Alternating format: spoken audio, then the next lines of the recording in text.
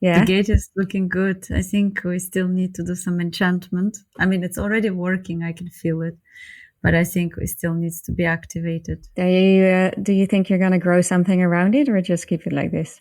We planted the peas. Over the gate as well.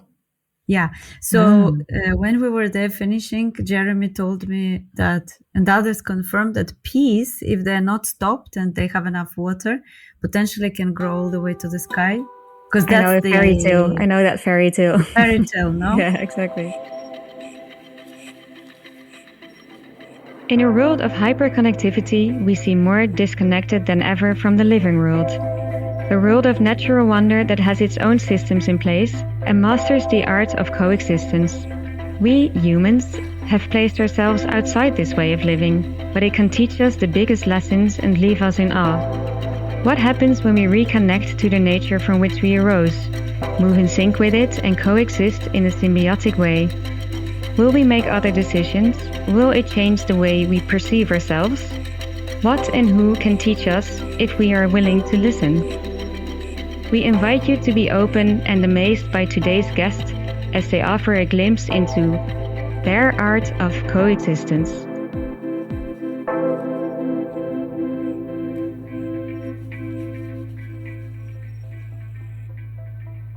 Today I am joined by Evgenia Emets. She's a visual artist who works across calligraphy, installations, film, and site-specific ecological artworks. And she is also founder of Eternal Forest.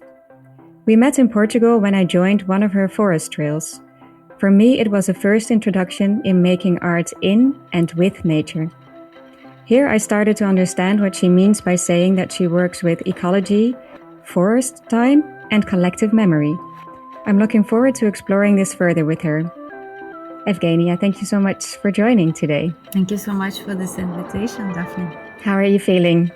I'm feeling great. We just passed spring equinox. The spring is arriving and the land is awakening. And you are on a land yourself. Can you describe what your land looks like? Yes, we are living in beautiful, beautiful land in Torres Vedras in Portugal, and we are stewarding this land. We are regenerating, planting forest, regenerating water, creating more biodiverse hotspots here. In our council here, there is not so many forests anymore that we can see. So we are hoping that even on a small plot of land, which is under 1 hectare, we can already create a hotspot for biodiversity. I'm a bit jealous that you can now look outside your window and see that amazing view. It's not what I'm seeing today. I wanted to ask, in my introduction, I mentioned that you work across different disciplines. So there is calligraphy, installation, film, site-specific ecological artworks, and you're also a poet. Is there one discipline at this moment that you feel most close to? What is it that calls to you mostly to work in an artistic way? Thank you. It's a great question. I think that over the years, I've been I've been exploring, first of all these different disciplines that you mentioned, but then I've been also gradually integrating them one into another. So poetry was flowing into artistic trails and experiences. And then poetry was always connected with calligraphic work and creating visual pieces. Recently, since Eternal Forest has been progressing, since the project we are creating has been evolving, I am more interested in creating what we generally call land art. I would say regenerative art that has to do with ecosystem restoration through creating artistic and regenerative design together with the land. So my work has been shifting into that dimension, asking myself, how can I, as an artist, create designs that are meaningful for the people, that are beautiful, aesthetically pleasing, that create spaces for deep experience and contemplation, but also help regenerate ecosystem. Can I ask you to explain that a little bit better? Because I think that is also maybe the site-specific ecological artwork that I mentioned, and you're already talking now about Eternal Forest. But for people that don't understand what that means as an art form, can you explain what that exactly is? Yeah, so site-specific ecological artwork by this we would probably imagine an artwork that is integrated in the landscape, that is durational, that is for the long term, where artists are invited to think how their work can also be regenerative and how it can support life processes and ecosystem restoration. So personally, I'm interested to move my art into this direction and then think how this art can also inspire people and communities to actually protect those spaces. And when you mean it's integrated, do you mean that you then work with nature and it's something that's supposed to last there forever, or for how long? Can you elaborate on that a bit? Yes. So when we talk about integration or embeddedness of art in nature, we're not really talking about sculptures or kind of objects that we install in the landscape or onto the landscape.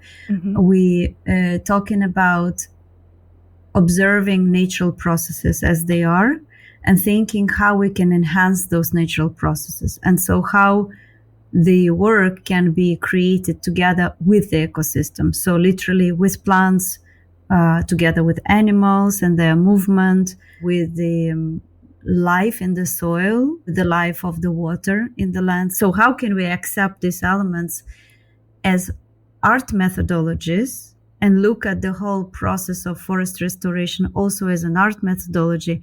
And then how can we work with this method over long periods of time? Because of course, forests cannot grow over just a few years. It takes many, many years to grow a complex and stable forest. So how can we assist that process and how we can intervene when and where needed as artists so that that forest can actually be established? And what can an art methodology mean? What can that look like? Well, so typically when we think about any kind of art methodology, there are different practices. There are more traditional art methods where we use paint and canvas, etc. Yeah. And there are methodologies that been evolving over the last, I would say, 60, 70 and more years. For example, socially engaging art, ecological art, where we expand our understanding of methods and media to modern human, for example, to communities. So we're involving others into the process. And in this particular case, in the work that I'm doing, I'm interested how community can become part of the method. So how we can create those artworks with communities, but also how we can create those artworks with communities of other beings that already exist in the land.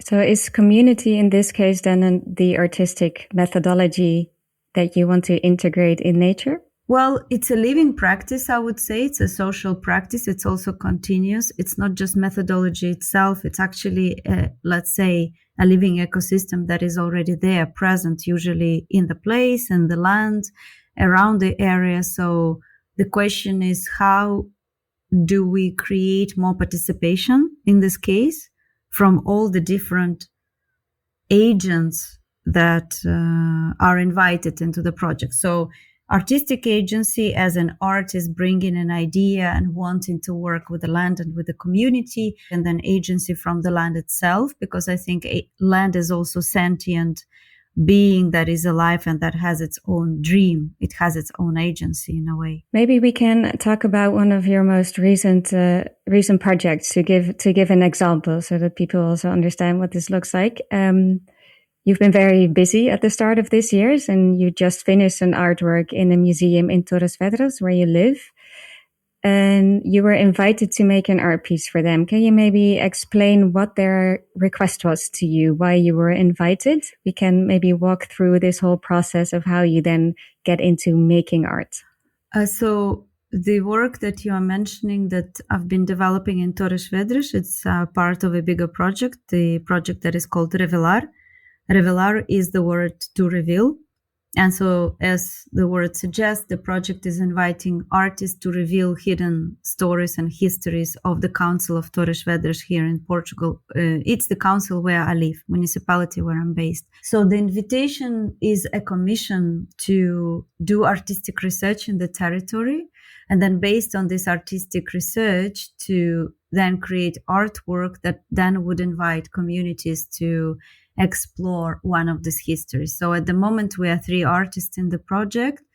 And my work was connecting very, very ancient fossilized trunk of Araucaria tree that exists here in the territory and that was discovered many years ago. This is a tree that they, on an archaeological site that they found, and that it was completely fossilized.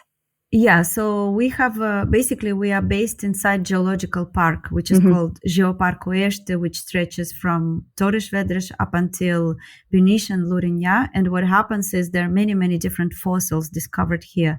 Dinosaurs, trees, fossils of shells from millions and millions of years ago. So what happens is this Araucaria tree is from the time when continents were joined. So before the continent started splitting apart, this tree is a reference to very, very deep time, the time when forests were very different and the landscape since then kept shifting until today, where we can encounter in our territory landscapes that are very anthropogenic, very altered by our own intentions, our needs, our desires. Anthropogenic meaning that it's more about the people than it is about the nature. Yeah, exactly. So what we have here right now, for example, is high production of all kinds of agriculture. So there are no forests anymore. And in this specific area where the fossil was discovered, we also have monoculture of eucalyptus. So my question in this story and my question in this project was, how can we reimagine the landscape? And how can we inspire communities to think what kind of landscapes they would like to see in the future? And that maybe are also possible again, because we see that they have been possible a long time ago. Exactly. So you're arriving here to the name of the project that I would like to mention. So the title of my work is called Fossilidades, which joins the 2 words, fossil and possibilidades, which is possibility. So here is the possibility of something else. Can we look in the deep time and the deep future and finding this place of presence, from this moment of presence, how can we imagine this land and this forest and our relationship with the place that we can create today and leave for the future generations? What you mean with deep time and deep future? Of course. So deep time is a scientific term. So by deep time, we mean geological time. We mean the time of the planet. By deep future, I am imagining future that, again, is not only geological, but also the kind of deep future we can imagine with people. I also like to use the term forest time because this is the kind of stretch of time, the scale of time that is more relevant to us on the scale of deep time. So between the deep time and the human time, forest time is more doable, but forest time is really, we are thinking 500 years plus towards 1,000 years and more, because to establish a true forest ecosystem, that's what it takes. What is then the next step in your process of starting with an artwork? How do you then move to what do I want to show? What is the discipline that I'm going to use? Like, is it then poetry? Is it installation? Is it film? Is it all of the above? It's almost all of the above. So it's interesting because in this project there were a lot of steps and there's quite a few elements present. Because we have been invited to exhibit at Centro de Arte e Creatividade called CAC in Torres Vedras, it's a very interesting architectural building. It is old Matadouro, and it has a space of arena. Yeah, bullfight ring, exactly. And it has this space of arena, which is the shape of an ellipse. And in my past projects and in my past artistic life, I work a lot with geometry. So when I saw the arena, I thought that I would really love to work with this geometry somehow and to explore how the shape of the ellipse can become the design for a small community forest.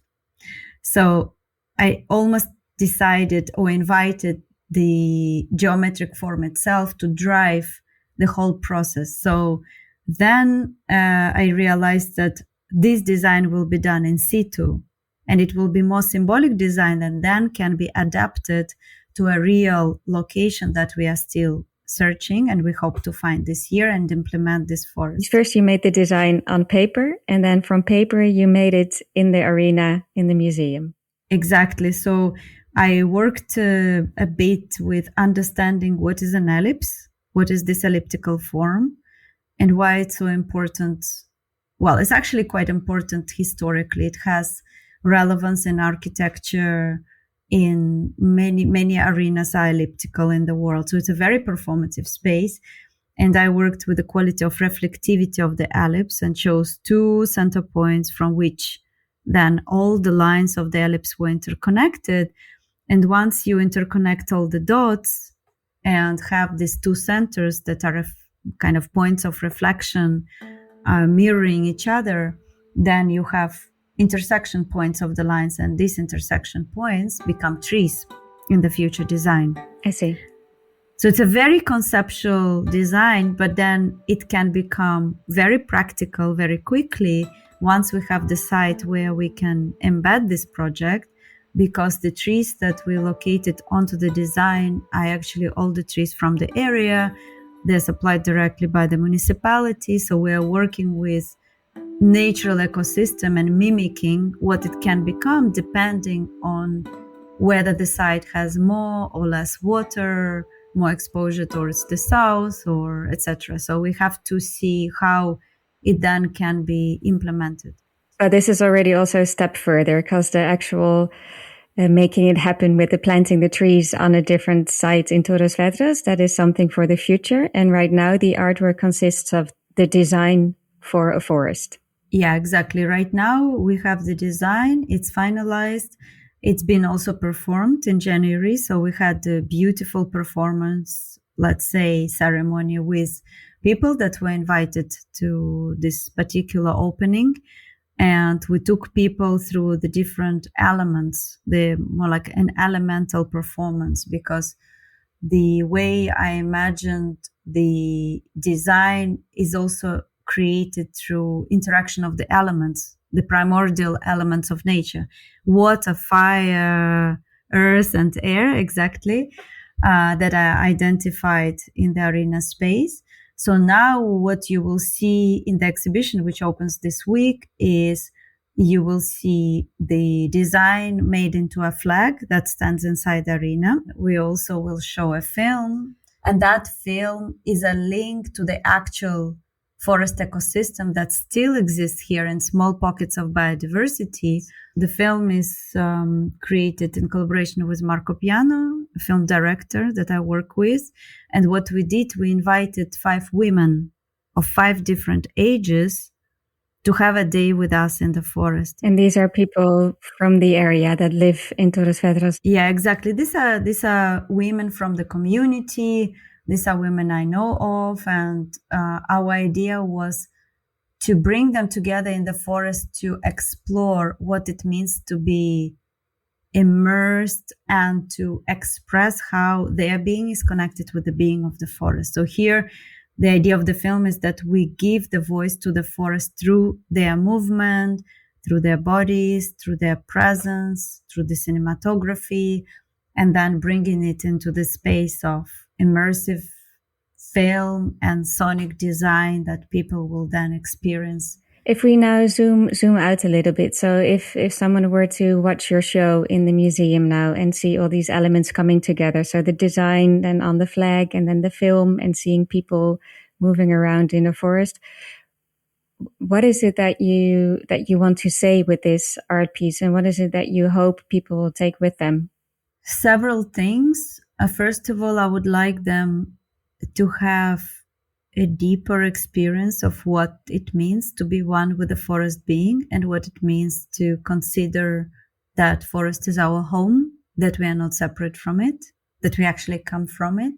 So that is the question that is lingering there. By working with the sensory perception and by activating people's senses through sound and the vision and this mode of participation, we're also inviting people, and of course by sharing the design, we're inviting people to think how they can become guardians of the future community forest. In what way is that an invitation? So the design itself is to implement the forest, right? So here the invitation is, what if people from the community in Torres Vedras could actually support the process of creating this forest? And what if they can then become guardians of it by tending to this forest? I see. Yeah, I'm curious, why is this part important? Well, I believe that forests will not really survive without communities being around them. I think we have some best examples in the world of forest standing because communities stand for the forests, whether it's indigenous people or just traditional communities living nearby their forests. And so here the idea is that if there is a community that is taking care of such a natural space for generations and generations of people, we have much more potential, the forest standing. And what is the role that arts can play here, you think? Why is this imagination helping this process of communities taking care of forests? I think that art can activate emotional connection between nature and human nature. It can activate something ancestral in us, something deeper, that some kind of deep memory that is embedded in our literally tissues, in our field. Understanding, not only understanding with our mind, but feeling, having those feelings activated. And also because the work that I'm doing is more about bringing people into participation, into long-term participation, I hope that through that people can also become curious to learn about the forest, to really know the plants, the animals, the ecosystem. So instead of going directly scientific way, kind of, straight on and explaining things to the people, we're inviting them first to experience it. And then hopefully by touching people deeply, then we can get them to act. Yeah, that's wonderful. If things would only be so simple sometimes for other parts as well. I am curious also, of course, to hear more about your project, Eternal Forest. But before we go there, maybe we can bridge this with you sharing a little bit from Rewilding Time, a poem that you wrote. Do you want to share something about how you came to write this and what it means to you? Yeah, so Rewilding Time is a poem. It's a long poem, so I'll read a little bit from it, but it's also an artwork that is situated in very specific ecosystem. So I worked a few years ago with the Botanical Garden of Porto and with several locations in the north of Portugal, such as Jerez National Park. And I was exploring a very specific rich forest ecosystem of which wolf is also a big part of. And we know that it's a priority keystone species, that if we have wolf in the territory, then we have a healthy ecology. So what I did with this poem is I connected all the different beings in the forest, such as trees, plants, animals, in a way that they all build up the forest ecosystem from beginnings until the forest is established, and showing through that poem a way of reciprocity that exists in nature. Of giving back. It is believed that in nature there's a lot of competition, which is true, but there is a lot of reciprocity. And I tried even to look at competitors from the point of view of reciprocity and why each being that lives in the forest is actually important for it, even if they eat each other, for example. So, well, maybe especially because they eat each other, because then they're each other's life source, maybe. Exactly. So I want to read you one tiny chapter, which is called The Cork Oak and the Relentless Protector Ivy. Beautiful. Go ahead. Come, Mother Boar, the Earth Shaker, gifted with untamed vigor. Sniff, snort, uncover the hidden treasures of past seasons. Recover the flow of the land with your thorough root link. Rewild my rhythm as your heartbeat rhymes with my resonant pulse. Come, relentless protector, common ivy, with every turn of devotion, engraving into the ancient oaks your hymns, encoding with every ascending clasp your living bridges, stretching between pillars of sculpted time, original Gothic vaults of our imagination. The ancient oak trees. I think that is a beautiful bridge to talk about eternal forest as well. I want to share the vision that you have with it, and then I would really like to unpack this with you. So, Eternal Forest you describe as a long-term art and ecology project creating an interconnected network of forest sanctuaries to be protected for 1,000 years by local communities. There is a lot in there. There is forest sanctuaries, there is networks, there is a super high ambition of 1,000 years, there's local communities. So I would really like to go through how you want to make this vision a reality, or how you are already making this vision a reality. So my first question is, how do we recognize a forest sanctuary? What does this look like? So forest sanctuary is a physical space. It's a physical forest nearby a community, or it's inside the village, or it's nearby the village, or it can be around the village. And the idea here is that every village can have its own eternal forest sanctuary. And it's a place where community finds a way to commune with nature through various practices, be it artistic practices, eco-psychology, eco-philosophy, immersions, various kinds of journeys that people can develop with nature, rituals, ceremonies. But you call it a sanctuary, so it's not just a forest next to a village. It has a slightly different meaning, or it has a different, what makes it different from a normal forest to be a sanctuary? A sanctuary has certain elements and certain points, like trails that we can create inside the forest, areas which can be created through artistic design, which we discussed at the beginning of our conversation. So, for example, a labyrinth or a specific trail that has a meaning and has a kind of ceremonial feel to that.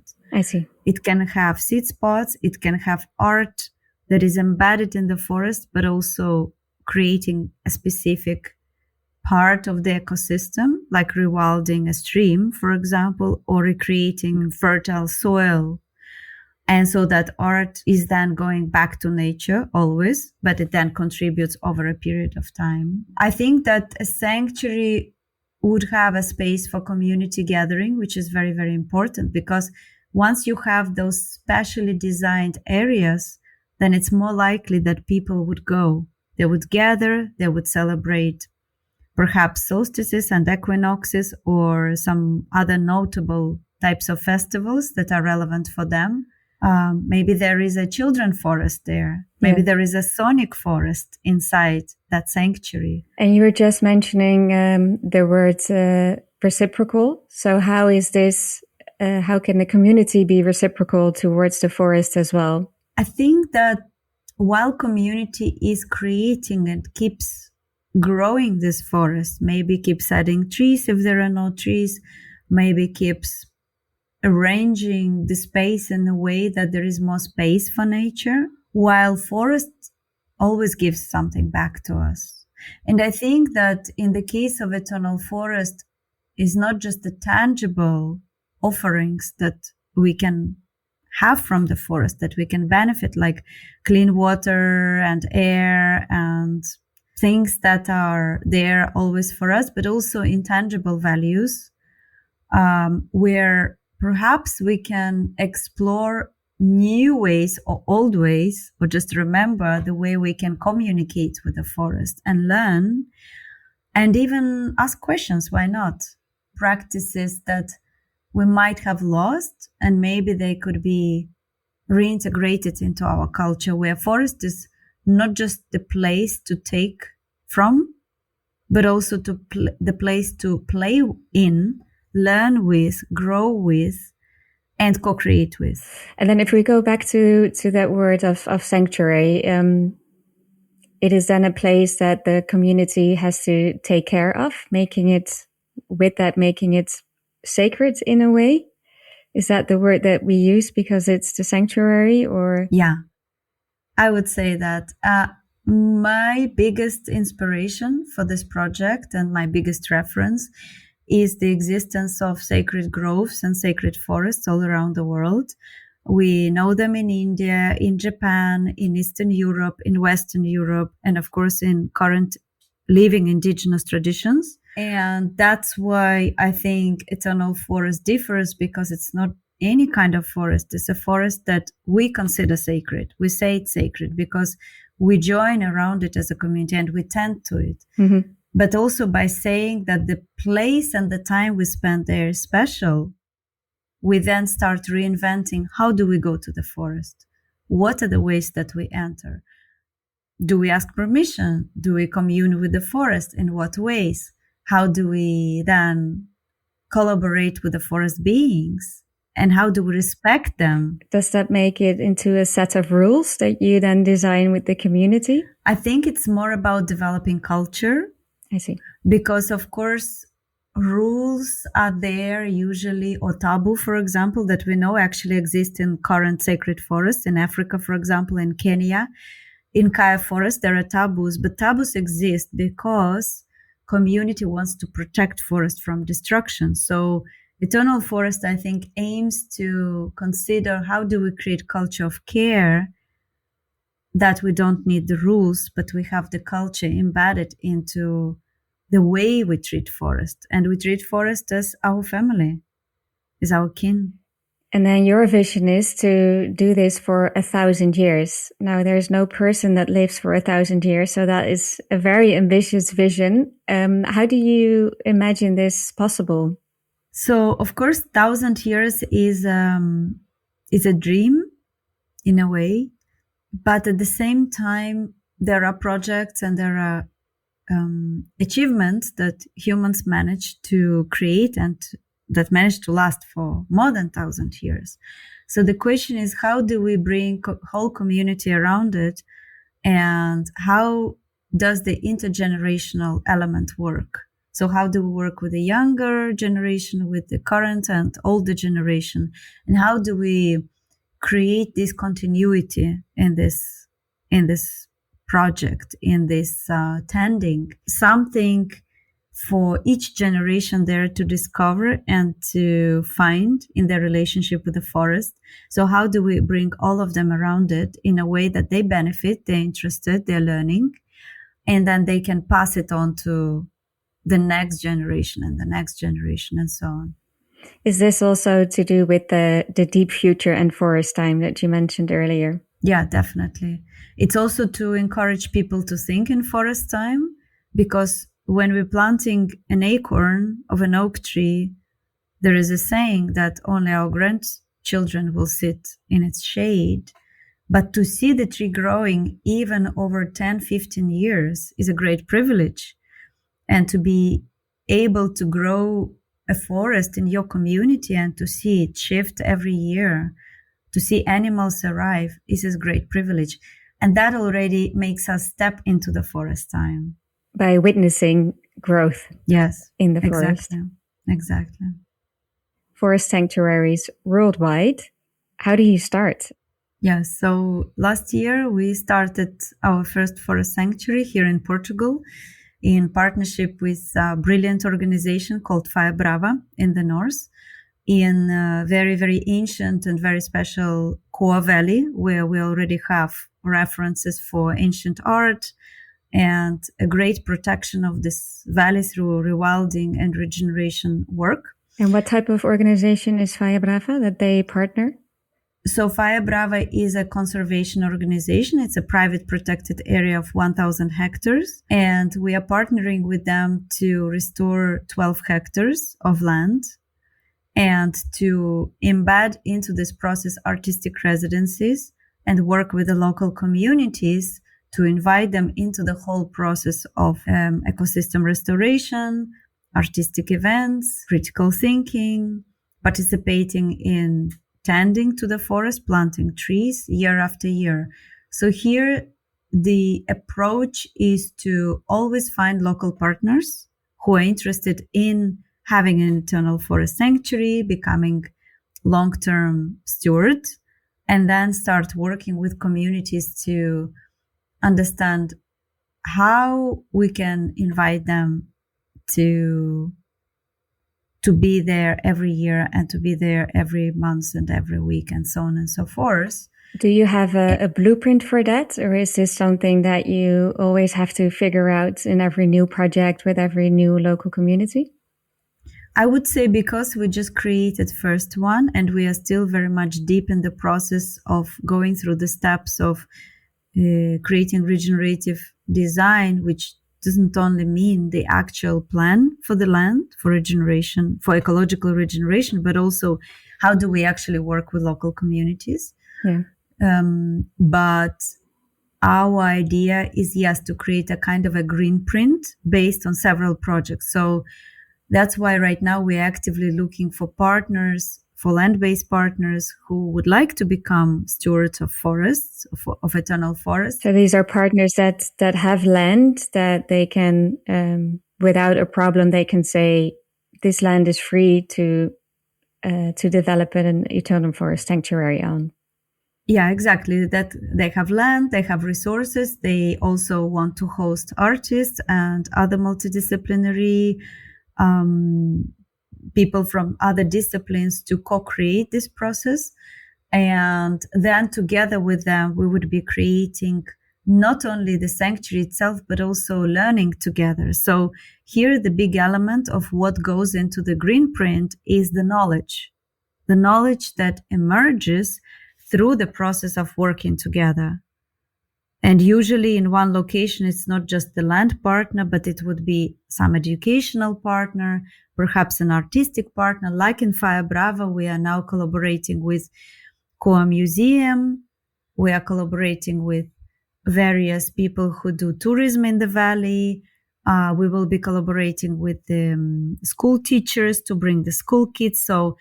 And also some businesses, etc. So we are bringing a whole cohort of partners around one specific project and learning together what it means for us and for them to collaborate and to create this ongoing project that even if we go to work in a different place, the project doesn't really disappear. It continues because there is a community around it.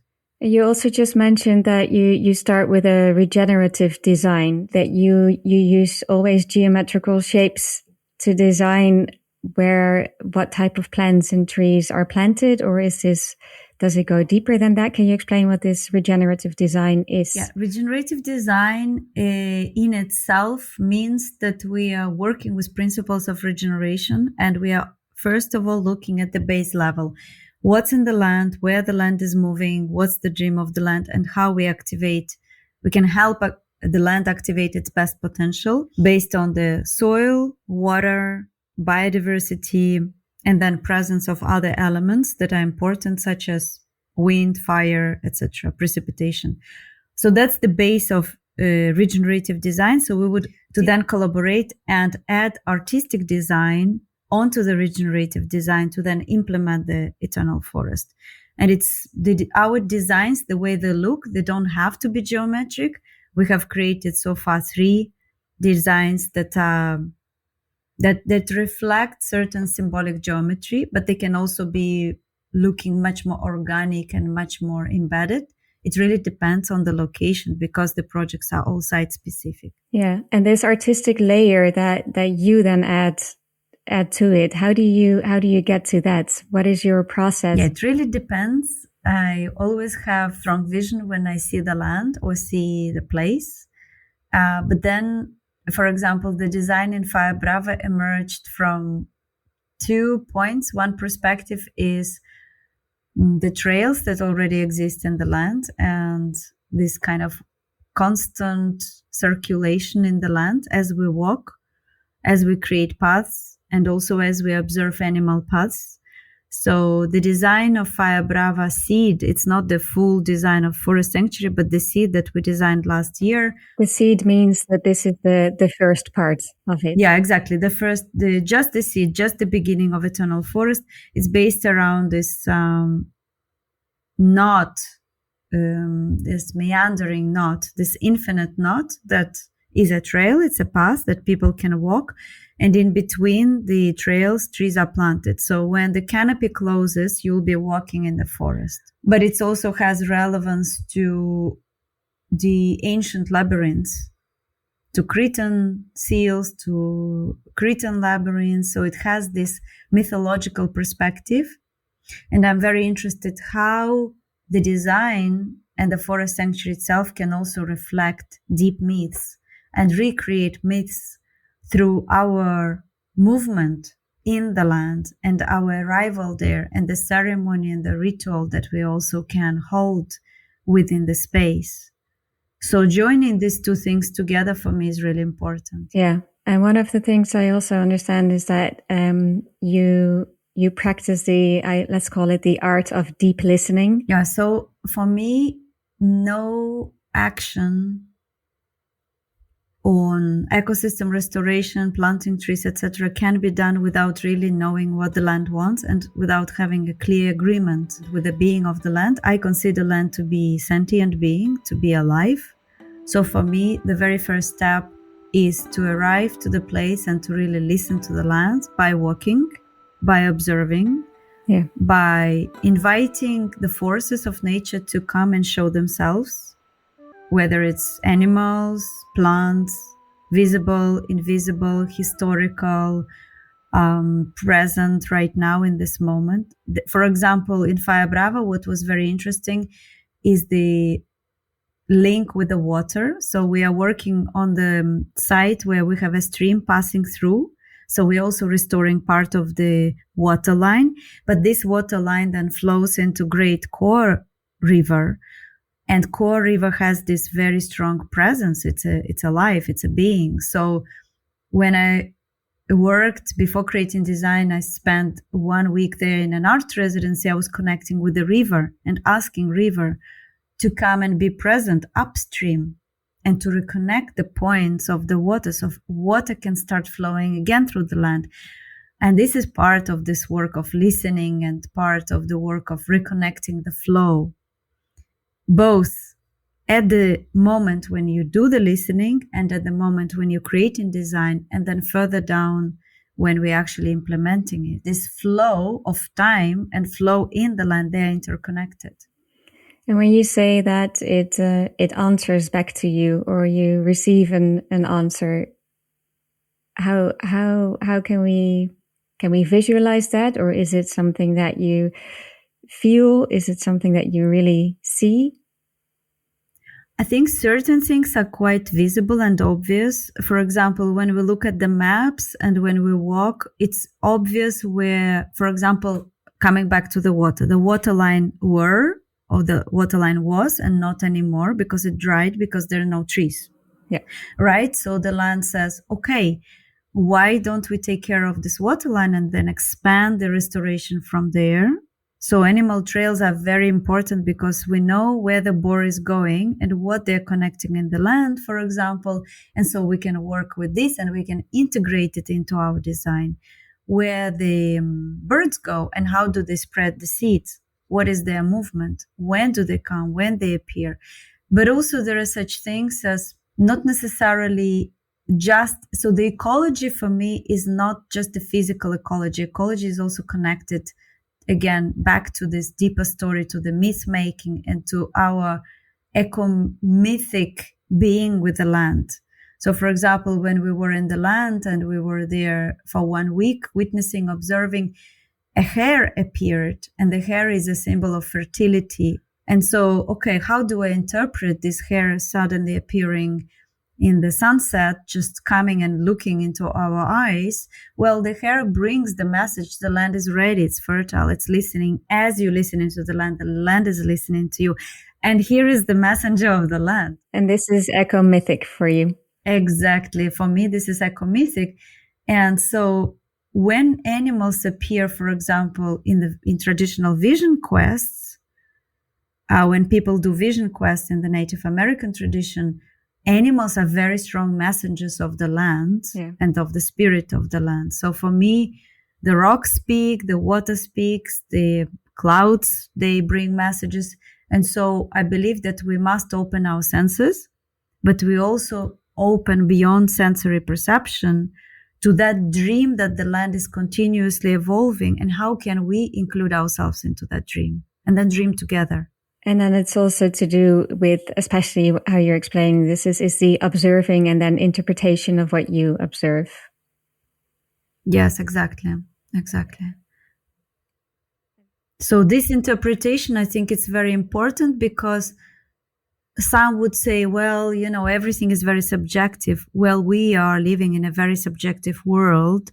The observer effect is not something we want to throw out. We want to include into this process. We want to be active dreamers, active observers, and then active participants and carers of these places. We want to learn to dream actively together with the land and with the future forest. There is now a seed planted, and then hopefully this will grow in a very healthy way. And then let's imagine the next generation that then is walking this first forest sanctuary, eternal forest sanctuary.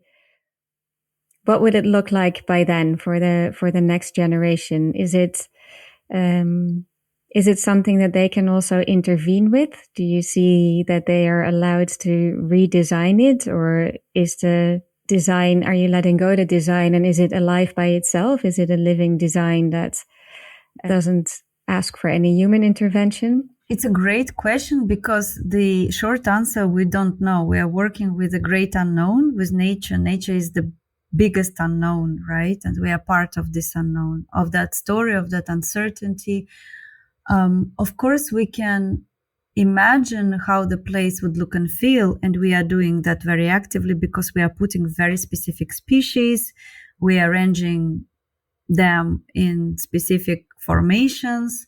We are hoping that the water would return. We are hoping that there will be more cover on the ground, means more soil, more life in the soil, more shade, etc., etc. But what I think is really interesting, and you said that combination of words, living design, I think it's really important for Eternal Forest to know that whatever we are creating, at some point, we're stepping back. And even that we know that the communities are there to support that forest, we're also knowing that communities are very welcome to continue designing and continue changing, as long as they know that they are in the state of care for that place. So as long as we are going towards increasing complexity, increasing biodiversity, reciprocity, so there's some principles there. Yeah, so those are the principles of the culture that we talked about earlier, that Absolutely. It's not necessarily the rules for keeping it sacred, but it's about culture. Exactly, yes. And also my hope is that this small example would encourage people to create their own forest, take the seeds of this forest, metaphorically speaking, and practically speaking as well, and create more biodiversity hotspots around. But also, perhaps, if what we are doing is working practically, then people can also copy it. And here the idea is, because Eternal Forest is for so many different locations and it's international, there would be, as we were talking before, some green print and some principles and culture around it. But then people can interpret it in their own way based on their geography, ecology, mythology, story that they want to create with it. And then the idea is that that knowledge exchange and that flow of knowledge will then be continuous, and we can share how we're doing it and how we can do it better. What is your dreamed partnership now? What would a partnership look like for you to start co-creating? So we would love to work with people first who are committed, with landowners who really would love to see the place thriving and who can guarantee that we can have the place protected for the future generations. I would love to see partners who are very interested in the new kind of art that we can support with these projects, because I do believe that by creating space intentionally, because Eternal Forest is not just the space for the sanctuary itself, it's also space for artists to continue co-creating with nature. Yeah. And I believe that by having these conditions, art will change, art will shift by becoming more hands-on, functional, contributing to the evolution of this link between communities and nature. And so my hope is new generation of artists would also emerge from that work. Yeah. Is there already an art form that you see that is doing this? Yes, of course. There are many artists who are already working in this dimension, working with soil restoration and working with traditionally working more with community social engagement, people who are working on preserving knowledge, traditional knowledge, planting trees. There are many, many artists all around the world that I'm connected with, and many types of communities and platforms, people who are very, very intentionally going into this direction. Yeah. And I think that one of the roles of Eternal Forest is also bringing them together and start collaborating and coordinating across countries, across borders. Collaborating with each other, but also collaborating with nature. Exactly. Yes. And also I think letting artists drive this process, because I think when this kind of projects are driven by artists, I think we can have also quite different results, in the sense that it's driven by typical NGO. So I think Eternal Forest now is an NGO, but our approach is artistic, and our approach is this multidisciplinary and more than human perspective, where art is really in the driving seat. And I think we hope that that also will give very different results. What is the actual power then you think that art has over being a normal NGO?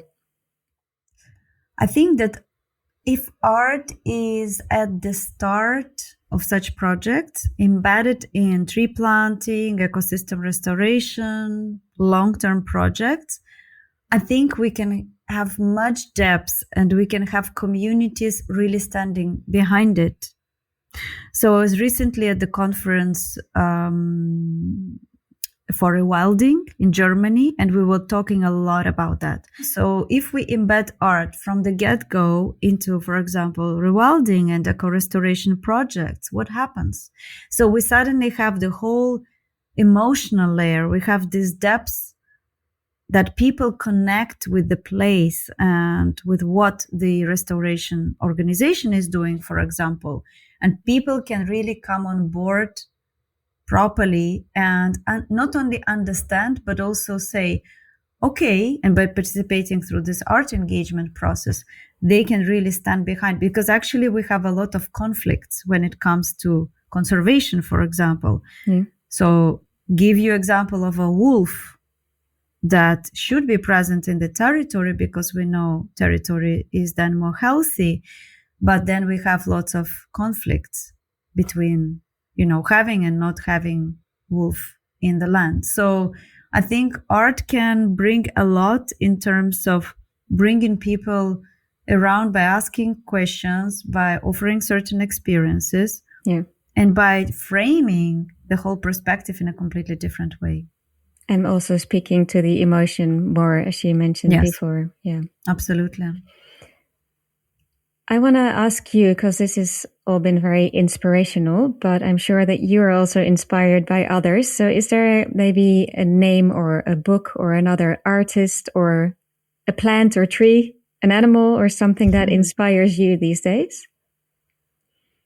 Well, I'm constantly finding inspiration in forest, of course, but the one book I wanted to mention today is The Overstory by Richard Powers. Yeah, that's beautiful. And I think this is a kind of book of our times because it really tells the story in a non-linear way, which I love a lot. I work a lot with time in this way. And it really is on forest time. And also it engages reader in the way that you understand that we are really part of the forest story. And actually forest is a real voice. It's a leading agent. So here in this book, the voice acts through the people and kind of joins people's lives through different situations and coincidences where they suddenly arrive all to the point where they have to stand for this beautiful forest being. So yeah, it's been one of my references. I'm happy you mentioned it because it's also one of my favorite books. So I'm glad that this is now in the list. Thank you very much. And then we always have one last question as well, is if you want to give our listeners a souvenir to take with them. So maybe if you had to give them one task or an activity, something that they can already do today, to experience a little bit of your wonderment and your philosophy, maybe, what would you give us? Well, I definitely ask them a question, how they can live more in forest time and how they can be a good ancestor for the future generations. And perhaps to go with it, I'd like to maybe read a short paragraph from Eternal Forest Manifesto. That would be beautiful. Before you do that, if you say I would give them the question of how they can experience forest time, could you also make it even more practical? What do you do to experience forest time? On a very practical level, the way to experience forest time, I believe the best way is to find an old growth forest, which are accessible in Europe and in other parts of the world. They are very precious. And just to go there, observe why. Like what's aesthetically there? What's emotionally there? What's speaking to you? And why this place differs so much from a plantation, from a young forest, from a park? Like how would you feel it? And so that experience, I think, was pivotal in my work and in my life. And I would say it can really change somebody's life. It's not a small homework, though. I understand, but that's okay. That's not what we asked for. It's a beautiful souvenir. It would be wonderful if you can read something from your manifesto. Before you do, I want to already thank you very much for being here, for sharing your artistic practice and for sharing your vision as well. And maybe you can, before you start reading, explain a little bit about this manifesto also. Mm-hmm. Thank you. Thank you so much for this invitation as well. So this manifesto was written in 2019. It's been co-created together with a forest. I literally spent a month in my studio just downloading and writing it down. And the way it's usually read, it's read to the beings of the forest and to the gathering of people when we activate new forest sanctuary, and it's already translated in several languages. And the idea is that it will be in any language where Eternal Forest will be rooted. So right now I'll read it to you in English, and you can access the full version on our YouTube channel, on our website, so you can enjoy the full version afterwards. Thank you very much. I invite you to start reading for us. I walk this land, north to south, south to north. I walk this land, east to west, every invisible path, across every invisible forest, eaten every invisible plant, food to every invisible animal, home for every invisible being. Eternal forest can be buried under desert for 10,000 years. If we don't dream 10,000 years, who will? If we don't dream 1,000 years, who will? If we don't dream 100 years, who will? If we don't dream, who will?